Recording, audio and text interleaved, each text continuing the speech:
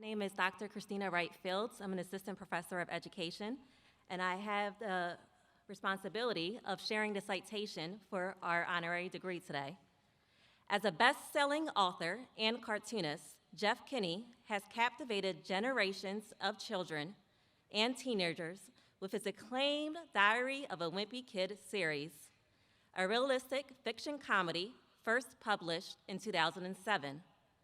The book series has been a fixture on the New York Times Children's Series bestseller list for an incredible 750 weeks and has sold over 275 million copies around the world.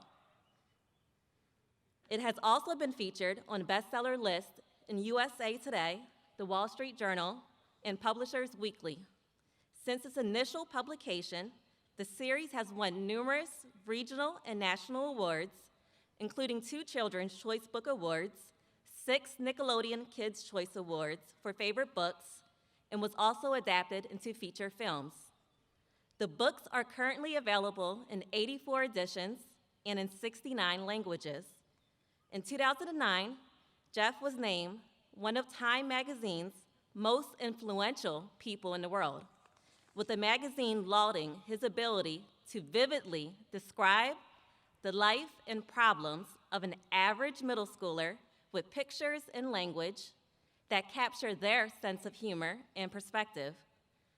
Jeff is also the creator of Pop Tropica, a website where millions of children have explored and played games to learn history and develop problem-solving techniques. A native of Maryland, Jeff, along with his wife Julie, Marist College class of 1990, co-own an independent bookstore called An Unlikely Story near their home in Massachusetts, described as a beautiful community, gathering place where you can meet amazing authors and relax with a new book. Jeff and Julie's hope is that anyone that visits will find it to be a special place to create happy memories. In recognition of all the happy memories you have created, and for embodying the core values of Marist College, the Board of Trustees proudly confers upon you the esteemed title of Doctor of Letters, honoris causa.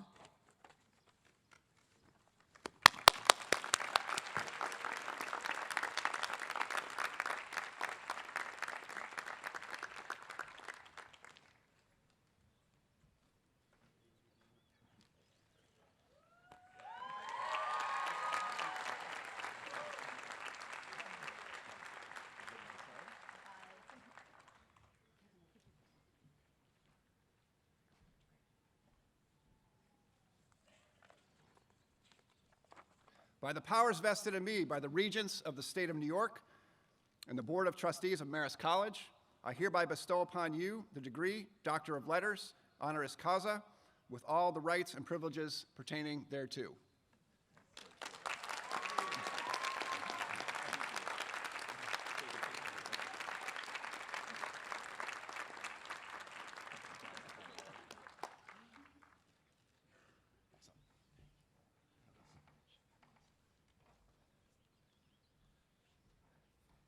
Wow, that was really cool. I gotta say, that was really cool. I never expected anything like that. So thank you so much. Distinguished alumni, family, and friends, this is a day to celebrate. The students assembled before you have toiled for 4 long years to get to this moment. So it hardly seems fair that the person chosen to deliver their commencement address is famous for drawing stick figures and writing about moldy cheese. And let's hope this is the first and last time Marist's commencement speaker is chosen not for what they accomplished, but for who they married. But you really can't blame me for accepting an invitation to speak at today's ceremony. My typical audience is 8 and 9-year-olds, which makes me a glorified birthday clown. So when I was offered the chance to speak to an audience of grown-ups and wear a black polyester gown, how could I resist? In my line of work, I don't usually get the opportunity to dress up a lot. I'm going with my sunglasses not because I'm cool, but because they're prescription. The first time I bought a suit with my own money was 10 years ago when I was invited to attend a publishing awards ceremony. I knew it was unlikely I'd win anything, but I wanted to look my best in case I got called up on stage. Now, I'll never forget sitting in the audience and listening to the host describe the books I was competing against. The first was The Fault in Our Stars by John Green. Two cancer-stricken teens meet in a support group and go on a journey that brings them closer together, forging a bond as they face their imminent mortality. And I thought to myself, wow, that sounds really good. The second book in the category was Wonder by R.J. Palacio. Born with a severe facial difference, Augie Pullman enters the 5th grade at a public school, challenging those around him to learn about acceptance, compassion, and empathy. And I thought, wow, that one sounds even better. Now, by this time, I was so wrapped up in hearing about these remarkable books that I'd forgotten my own book was a part of the competition.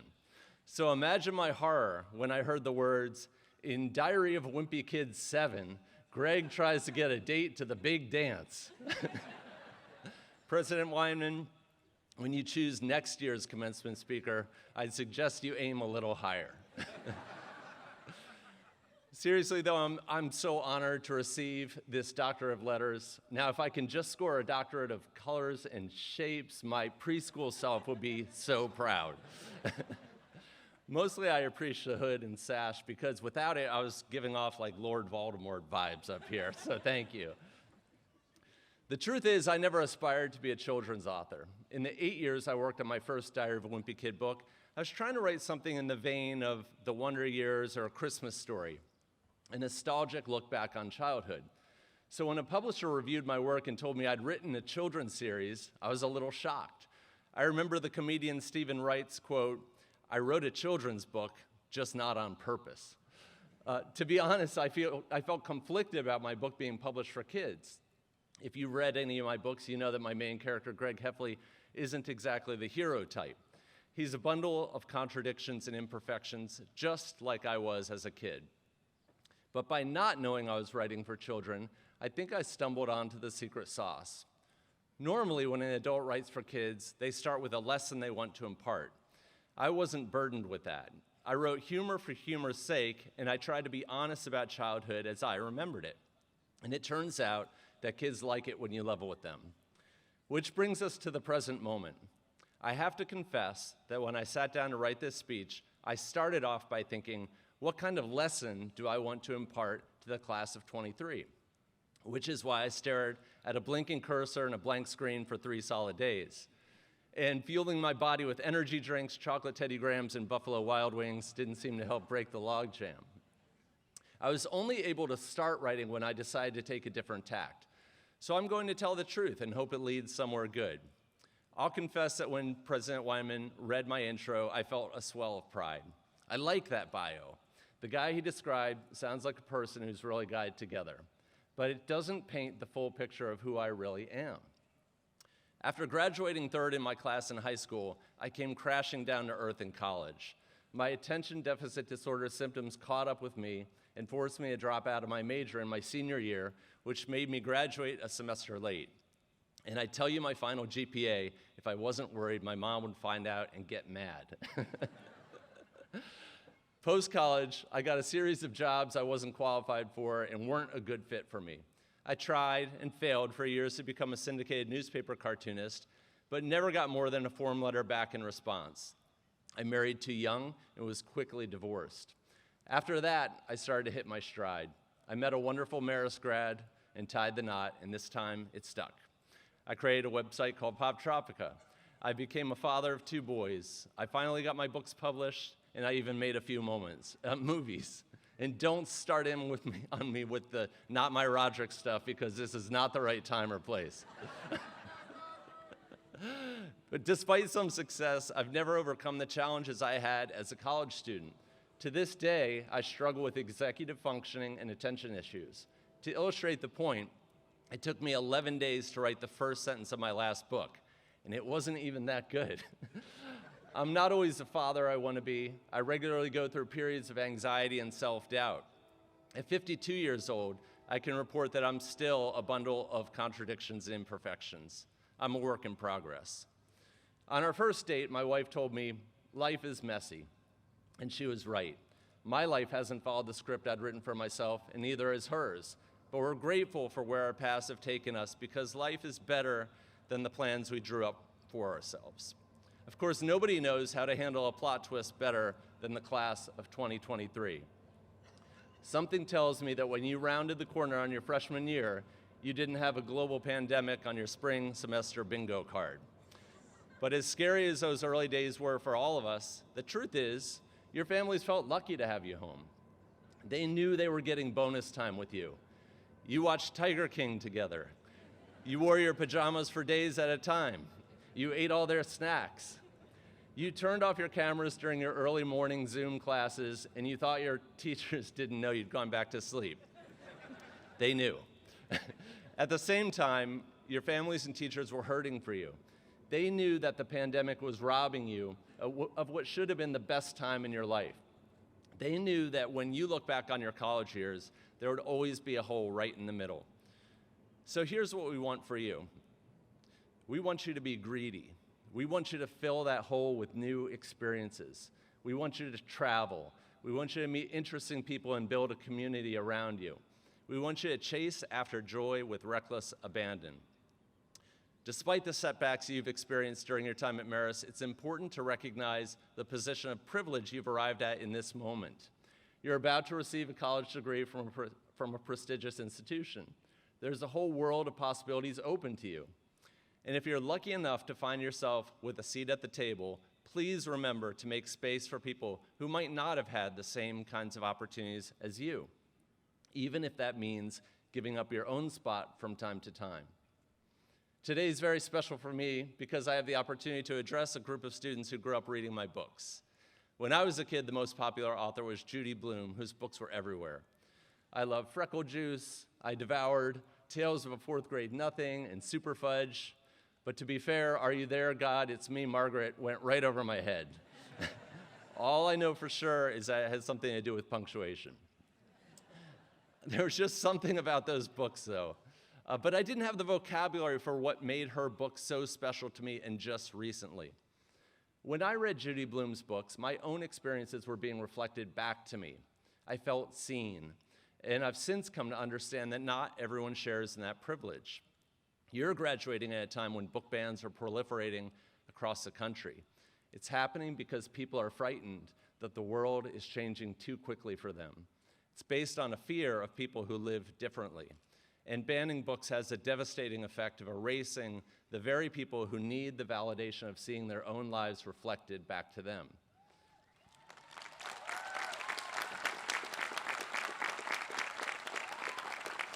But books aren't just mirrors. They're also windows.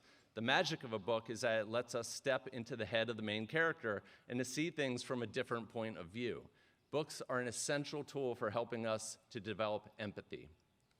I trust that in your time at Marist, you've been exposed to points of view that are different from the ones you held when you first stepped on campus. Maybe you didn't like being challenged. Maybe it made you angry. But over time, you'll discover just how much you've benefited from being drawn outside of your comfort zone.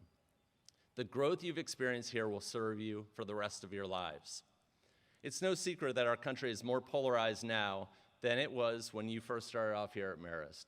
Social media and cable news have made it possible for us to live in a world with a completely different set of fact patterns than that of our next-door neighbors. And that's not healthy for a functioning democracy. We need to learn how to listen to one another again. And truthfully, we're counting on you to teach us how to do it. Your generation is good. You believe in justice. You believe in equality. You believe in inclusion. You're not satisfied with the world we've made for you, and you shouldn't be. You can do better than us, and you will. A commencement isn't just a celebration, it's a passing of the baton. It gives the rest of us a chance to project our hopes onto you. We're proud of what you've accomplished, but we also know that the accomplishments you've racked up here will pale in comparison to what you achieve in the future. If you do end up making a mark on the world, just make sure you don't get a big head. 15 years ago, my books started to take off and things were getting exciting for me. But no matter how many books I sold, the Cub Scouts in my pack in Plainville, Massachusetts didn't really seem to care who I was. One day, a Cub Scout approached me and said, "Mr. Kinney, what's your first name?" So I said, "Jeff," and I thought to myself, finally. But the boy paused for a moment and then said, "You have the same name as the guy who wrote those books." A few months later, our pack was doing a food drive where everyone in town was asked to leave canned goods out on their front porch.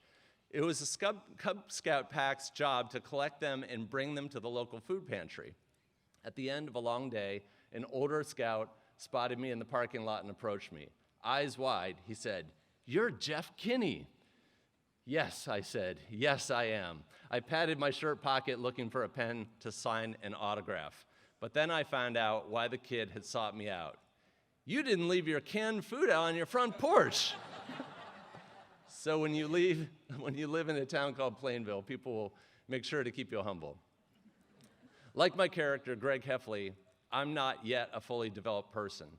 I don't consider myself wise by any stretch, but I have picked up a few kernels of wisdom along the way, which I'd like to share with you now. The sooner you learn to laugh at yourself, the more fun you'll have. Chasing money and status doesn't lead to happiness.